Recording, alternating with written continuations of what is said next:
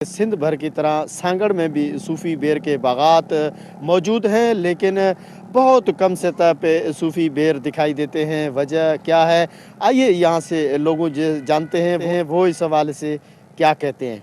सही बेर आहिनि जेके चमेली बेर आहिनि, गोलो बेर आहे, सूपी बेर आहे, नंढिड़ो इहे छा देसी बेर आहे, बेरनि जूं क़िस्म इलाही आहिनि। इन ते भाण जो बि ख़र्चु आहे, वरी गुड बि ख़र्चु आहे, वरी दवा जो बि ख़र्चु आहे। दवा जो ॾाढो लॻंदो, ॾाढो महांगी दवा आहे, भाण बि ॾाढो महांगो आहे।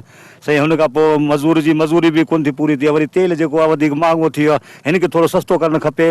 ऐं ॿियो त सही मार्केट में वञूं था त अरवेज़ पैसा घटि मिलनि था, असांखे अरवेज़ मतिलबु माल सस्तो वञे पियो। मूंखे त 20-25 साल थी विया आहिनि, मां चौकी ॾींदो आहियां, गुॾ बि कंदो आहियां। इन्हनि जी ॾाढो इन्हनि जी महिनत कंदा आहियूं, पर रेट असांखे सही बाज़ार मिले कोन। पोइ ठेकेदार खे चवंदा आहियूं असांखे पघार वधाए, चए रेट घटि आहे थोरो। हुकूमत खे थिए त पंहिंजो रेट थोरो वधाए। ऐं महिनत जी वॾी आहे, गुॾ कटूं, भाण ॾियूं, वरी रेट न मिले त हीअ भली ॻाल्हि न आहे साईं। बागात इस टाइम अगर हम देखा जाए ना तो बहुत कम हो गए हैं। बागात की कटाई हो गई है, ज़िम्मेदारों को इसका मुआवजा नहीं मिलता है।